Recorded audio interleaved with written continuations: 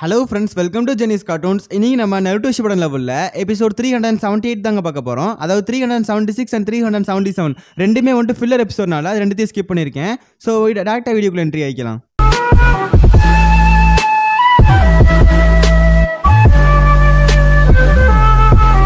கதையோட ஸ்டார்டிங் சீன்ல நருட்டோலாம் வந்து இந்த டென்டெயில்ஸ் ஜிஞ்சுரிக்கியை பார்த்துட்டு மிரண்டு போய் நின்றுகிட்டு இருப்பான். என்ன ஒன்றது ஏது ஒன்றுனே தெரியாது. ஆனால் அந்த டைம்ல ஹினாட்டா இருக்கால, அவ மட்டும்தான் என்ன நடந்துச்சுங்கிறத தெளிவாக பார்த்துருப்பா. இந்த மாதிரி ஒபிட்டோ படுத்து கிடந்தப்ப டென்டெயில்ஸ் வந்து விரிஞ்சி எடுத்திருப்பான். அதை டப்புன்னு அப்படியே மாறி அப்படியே வந்து டென்டெயில்ஸ் ஜிஞ்சுரிக்கியா மாறி இருப்பான். அண்ட் இதுக்கு முன்னாடி கண்ட்ரோல் பண்ணுறதுக்கு முன்னாடி அவ்வளோ பவர்ஃபுல்லாக இருந்துச்சு. ஸோ இப்போ ஒருத்தரால் கண்ட்ரோல் பண்ண முடியும் அப்படின்னா கண்டிப்பாக அந்த டென்டெயில்ஸோட பவர் எவ்வளோ பயங்கரமாக இருக்க போகுது அப்படிங்கிறத பார்த்தே எல்லாருமே வந்து பயந்துகிட்டு இருக்காங்க. அண்ட் சாஸ்கே வந்து எப்பரா நருட்டோ இந்த மாதிரி இவன் வந்து ஜெஞ்சுரிக்கி அப்படின்னு சொல்கிற அப்படிங்கிறத கேட்பான். உடனே நருட்டோ எக்ஸ்பிளைன் பண்ணுவான். இந்த மாதிரி வந்துட்டு நான் எல்லா டெய்ல்டு பீஸ் கூடயும் பேசியிருக்கேன், அவங்களோட சக்கராவை ஃபீல் பண்ணியிருக்கேன். அவங்க தான் இப்போ வந்து அந்த உடம்புக்குள்ளே ஃபீல் ஆகுது, அதாவது அந்த சக்கரா தான் இப்போ வந்து ஒபிட்டோ உடம்புல எனக்கு ஃபீல் ஆகுது அப்படிங்கிறத இந்த இடத்துல நருட்டோ சொல்லுவான். ஆனால் அதே மாதிரி இதுக்கு முன்னாடி நம்ம நகாட்டோ ரீபர்த் ஜுட்ஸு போட்டிருப்பான்ல, அதே மாதிரி தான் இந்த இடத்துல ஒபிட்டோவும் போட்டானா, பட் கொஞ்சம் தான் டிஃப்ரெண்ட்டாக இருந்துச்சான். அப்போ நம்ம கில்லர் பி வந்துட்டு எயிட்டில்ஸ் கிட்ட கேட்பாரு, இதுதான் ஃபைனல் ஃபார்மா இல்லை எதுவும் இருக்கா அப்படின்றப்ப, இல்லை இது வந்து ஃபைனல் ஃபார்ம் கிடையாது, ஃபைனல் ஃபார்ம் போனால் கண்டிப்பாக வந்து நிறுத்தாது, அடிச்சுக்கிட்டே இருக்கும் தொடர்ந்து அப்படிங்கிற மாதிரி வந்து எயிட்டில்ஸ் சொல்லும். பட் ஃபைனல் ஃபார்ம் போகிறதுக்கு ஒரு ஜிஞ்சுரிக்கி தேவைப்படுது. அந்த ஜிஞ்சுரிக்கி இப்போ அட்டைன் ஆயிடுச்சு. பட் அதுக்கப்புறம் தான் ஃபைனல் ஃபார்ம் வரப்போகிறதான் வந்துட்டு எயிட்டில்ஸ் சொல்லும். அதுக்கு முன்னாடி நம்ம தடுத்தாகணும் அப்படின்னு சொல்லி எயிட்டில்ஸ் சொல்லவும், ஆஷிராமா இதெல்லாம் கேட்டு சும்மாவா இருப்பாரு, அவ்வளோதான் வெறி ஆயிட்டு சும்மா கேட் எடுத்து லாக் பண்ண ஆரம்பிச்சிருவாரு. இதுக்கு முன்னாடி ஒரு கேட்டு தான் போட்டாரு. பட் இந்த இடத்துல 10, 15, 20ன்னு சொல்லி கேட்டு மேலே கேட்டை அடக்கிட்டு இருப்பாரு. பட் எல்லாரும் சந்தோஷப்பட்டு இருக்க நேரத்தில் ஒபிட்டோ அழகா அந்த கட்டை எல்லாத்தையும் சத்து நொறுக்க ஆரம்பிச்சிருவான். நொறுக்கணும் மட்டும் இல்லாமல் அதுக்கப்புறம் பேரியரை போய் ஏதோ பண்ணுவான். பேரியரை போய் பிடிச்சி ரப்பராட்ட எழுத்துக்கிட்டு இருப்பான். அண்ட் எல்லா ஹொக்காகேஸ்க்கும் பயம் ஆயிடுச்சு. என்னடா இவன் அழகா பேரியரை ஏதோ ரப்பர் திங்கிற மாதிரி தின்னுக்கிட்டு இருக்கானே அப்படின்னு சொல்லிட்டு பார்த்துக்கிட்டு இருப்பானுங்க. அழகா அந்த பேரியரையும் அப்படியே வந்து காணா போக வச்சிருவான். ஆஷிராமாக்கெல்லாம் தூக்கி வாரி போட்டுரும். அண்ட் இதுக்கு முன்னாடி டெய்ல்டு பீஸ்டா இருக்கப்போ கூட இந்த அளவுக்கு அட்டாக் பண்ணல. பட் ஜிஞ்சுரிக்கியா மாறினக்கப்புறம் கொடூரமாக அட்டாக் பண்ணிட்டு இருக்கு. அண்ட் உடனே எயிட்டில்ஸ் தான் சொல்லும், இந்த மாதிரி வந்து டெய்ல்டு பீஸ்டா இருக்கிறப்ப அதெல்லாம் கண்ட்ரோல் பண்ண முடியாது, பட் ஜிஞ்சுரிக்கியா இருக்கிறப்ப கண்டிப்பாக அதோட பவர்ஸை மெயின்டைன் பண்ணி கண்ட்ரோல் பண்ணி அடிக்க முடியும் அப்படிங்கிறத எயிட்டில் சொல்லுது.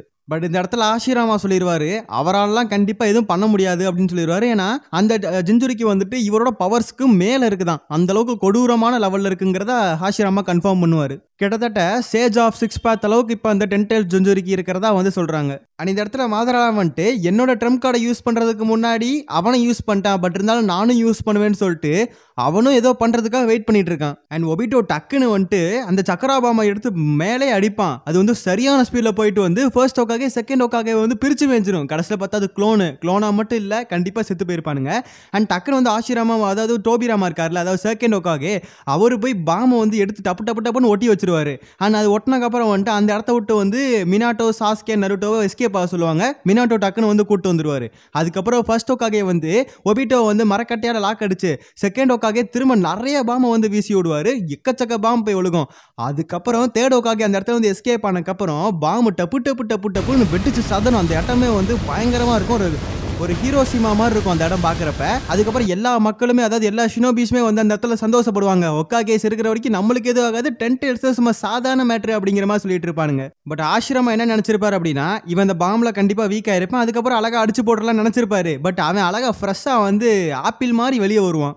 அதுக்கப்புறம் தேர்ட் ஓக்காக அவர் ஸ்டைல் என்ன பண்ண முடியுமோ அப்படின்னு சொல்லிட்டு அவர் வந்து பெரிய நிஞ்சா பிளேடாக எடுத்து தூக்கி போடுவார். அண்ட் எல்லாத்தையும் அது அப்பளம் நொறுக்கிற மாதிரி நொறுக்கி தள்ளிடுவான். அண்ட் அதுக்கப்புறம் தான் தேர்ட் ஓக்காக புரியுது, இவன் யூஸ் பண்ணுறது வந்து அந்த ஒனோக்கி பையன் இருப்பார்ல, ஒனோக்கி கிழட்டு பையன், அவன் யூஸ் பண்ணுற டெக்னிக் மாதிரியே இருக்கான். அதாவது ஒபிட்டோ அந்த இடத்துல சரியான வேகத்தில் போயிட்டு தேர்ட் ஓக்காக வந்துட்டு தலையை பிடிச்சி சக்கராபாம் உருவாக்கி அவரோட அதாவது அந்த உடம்பே இல்லாத அளவுக்கு ஆக்கிடுவான். அதுக்கப்புறம் நருட்டோ தான் அதாவது அவங்க அப்பா கிட்ட கேட்பான், இந்த மாதிரி டக்குன்னு நம்மளால் போயிட்டு ஹெல்ப் பண்ண முடியுமா அவருக்கு அப்படின்னு சொல்லி கேட்குறப்ப மினாட்டோ சொல்லுவார், என்னால் நினச்ச இடத்துலலாம் வந்து டெலிபோர்ட் பண்ண முடியாது, அந்த இடத்துல என்னோட சக்கரா இருக்கணும் இல்லை என்னோட கை இருக்கணும், பட் ரெண்டுமே இல்லாதனால கண்டிப்பாக அந்த இடத்துக்கு நம்மளால் போக முடியாது அப்படிங்கிறத மினாட்டோ சொல்லிடுவார்.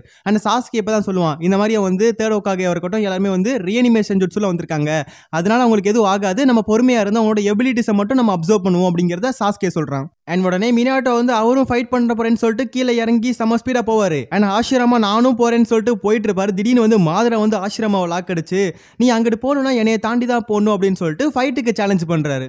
அண்ட் கட் பண்ணிட்டு ஒபிட்டோவை காட்டினா அவன் ஏதோ புஷ்ஷுன்னு வீங்கி தரையில விழுவான். எல்லாத்துக்கும் புரிஞ்சு போச்சு ஏதோ பிரச்சனையை கிரியேட் பண்ண போறான் அப்படின்னு சொல்லிட்டு. அண்ட் மினாட்டோ செம வேகமா போய் அட்டாக் பண்ணலான்னு போவாரு.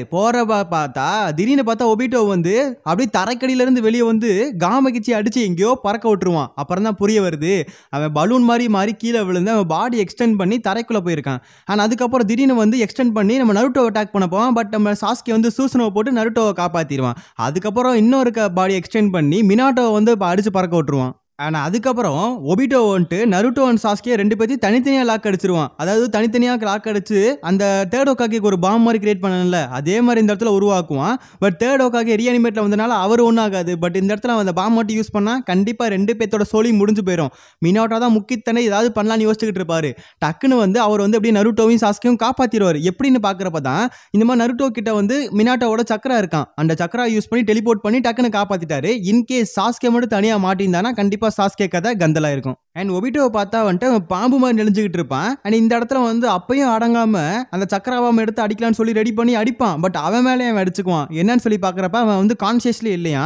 ஏன்னா அந்த 10 டைல்ஸை கண்ட்ரோல் பண்ணணும்னா கொஞ்சம் வந்து எபிலிட்டிங்கிறது அதிகமாக இருக்கணும், அன்ஸ்டேபிளாகவும் இருக்கணும். பட் இந்த இடத்துல வந்துட்டு ஒபிட்டோ ஸ்டேபிளாக இல்லை.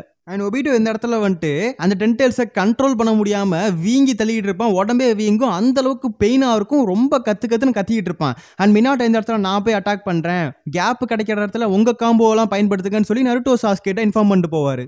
அண்ட் அப்படியே அதாவது ஒபிட்டோவை காட்டுறப்ப அவர் ரின்னு சொல்லி புலம்பிக்கிட்டே வந்து அந்த 10 டைல்ஸ் வந்து இப்போ அவனை ஃபுல் கண்ட்ரோல் எடுத்துக்கிட்டு இருக்கும். அண்ட் மினாட்டோவும் லைட்டாக ஒபிட்டோவை பற்றி கவலைப்படுத்திக்கிட்டே வருவார். அவ்வளோ கனவோட இருந்த ஒருத்தன் எப்படி இப்படிலாம் மிருகத்தனமாக மாறினா அப்படிங்கிறத நினச்சி பார்த்துட்டே வருவார். அண்ட் அப்போ தான் ஒபிட்டோ வந்து ரின்னை நினச்சி பார்த்துட்டு விரியாகி அந்த 10 டைல்ஸ்க்கு எதிராகவே சண்டை போட்டு அதுக்கப்புறம் வந்து அப்படியே வந்து ஸ்டேபிள் ஆகி கண்ட்ரோல் எடுத்துருவான்.